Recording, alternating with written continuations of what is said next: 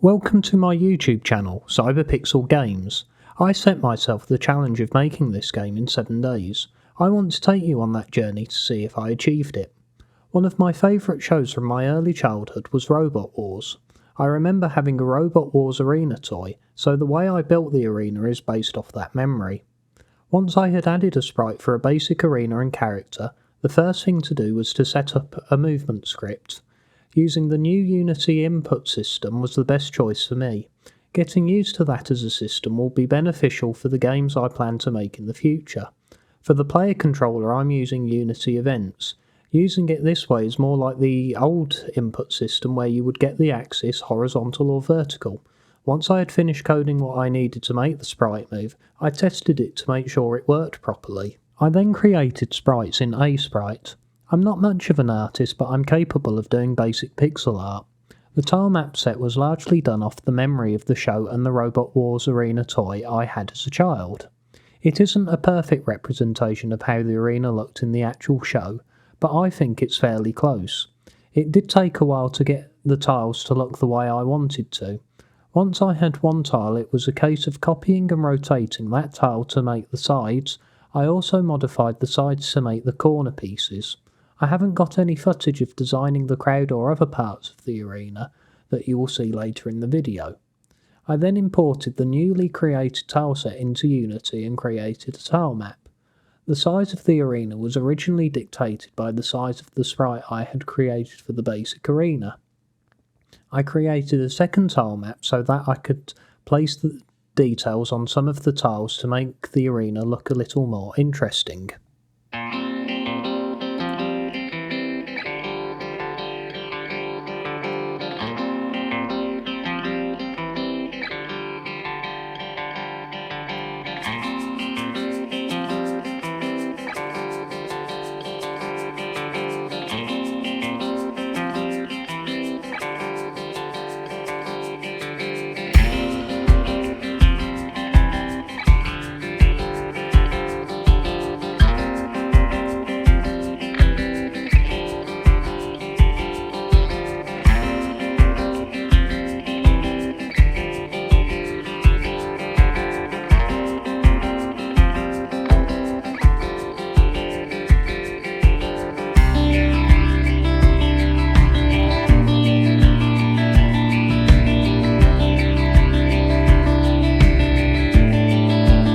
Next, I added the first enemy, the first of the 4 house robots.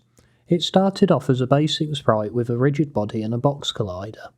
I then created an enemy script. All my enemies inherit from this script as they will all require similar base behaviours. The first step was to get the enemy to move towards the player. Once that was achieved, I wanted the enemy to be able to return back to its home position.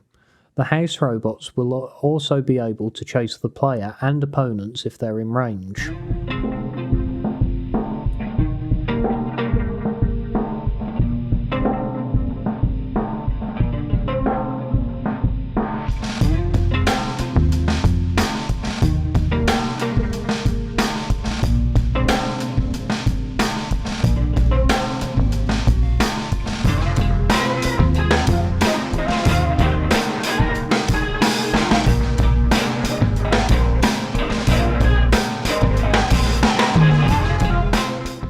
At this point, I wanted to add some actual characters into my game, the first one being Matilda.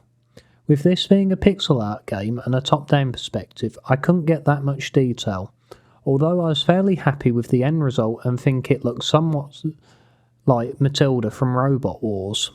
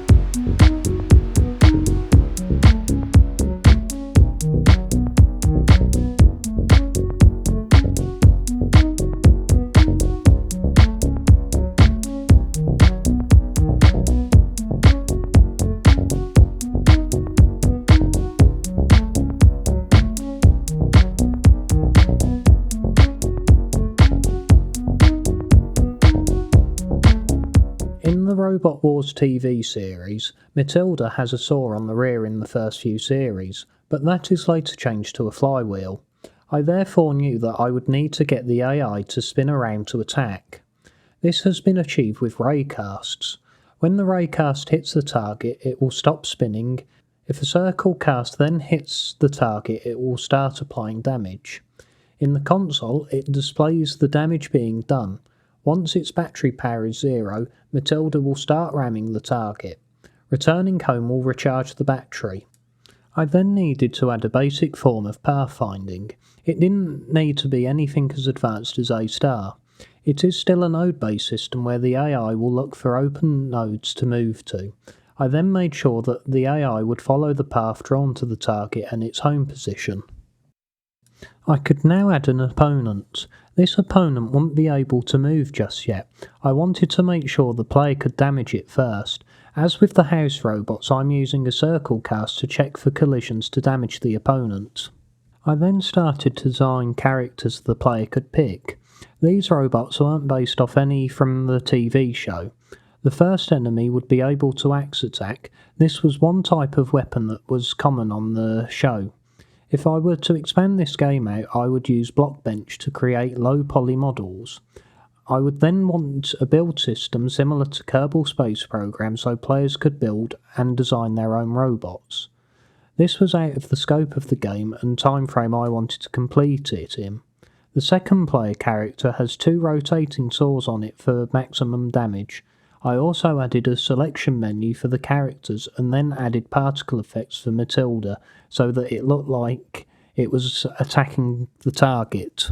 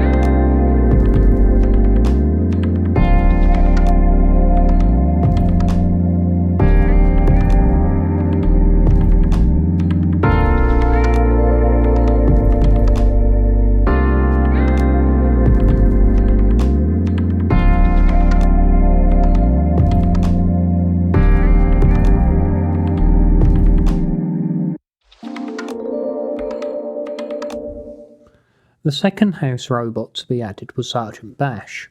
It can damage the player or target with a flamethrower, and it also has pincers as a secondary attack. The other house robots I have added are Shunt and Dead Metal. I haven't included the footage of designing them and showing how they attack in game. I added a flame particle effect for Sergeant Bash.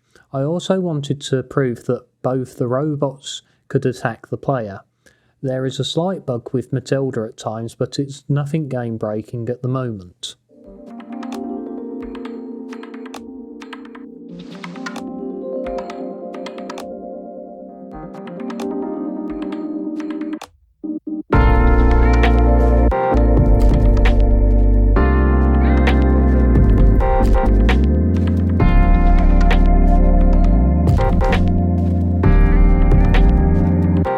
I then added some attack patterns for the opponents. They can circle the player or another AI opponent, strafe or retreat from the target. You can also see the design for Shunt and Dead Metal.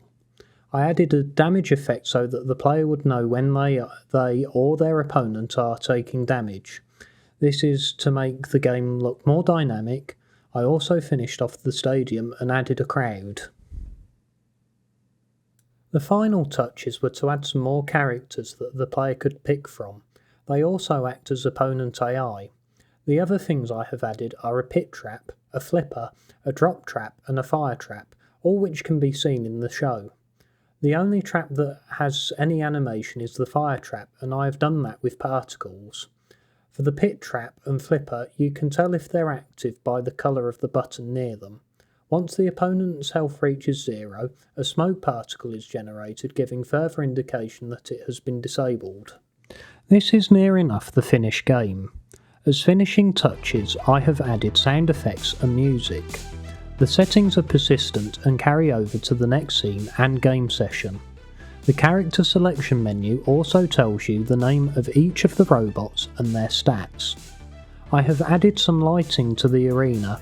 With more time, I would code them to do different things if the player has won or lost. Adding animations for the opponents that I needed gives what is a fairly basic game its last bit of polish. Some of the sound effects I have made myself, others are royalty-free ones I have found online. From that, I have modified a couple of them. The options menu can be accessed by hitting escape. Here you can adjust the volume in-game, return to the main menu, restart the battle or quit. You can also see the buttons for the traps and 1 or 2 additional bugs that I will need to fix before publishing this to itch.io. By the time you see this video, they will be fixed. Now to answer the question of whether I made this game in 7 days. The answer to that is no. It has actually taken a couple of months to make this game. I quickly discovered that game dev takes way longer than you expect, even with something perceived as simple like this game. I encountered plenty of bugs whilst making this game, some of them still survive now. I know this isn't the greatest game in the world, and it was never intended to be. I'm passionate about game dev and wanted to get a free game out there. This is my dream to make video games, and if I can make games, anyone can. In the description is the link to download this game on itch. Feedback is always appreciated, and I hope to build a community from this. Who knows, in the future I might turn this into a 3D multiplayer game because that's where I would see this idea going, as mentioned earlier in the video. If you enjoyed this video, please give a like and subscribe. Also, if you like game development, check out my devlog on an RPG I'm working on called Suffragette City.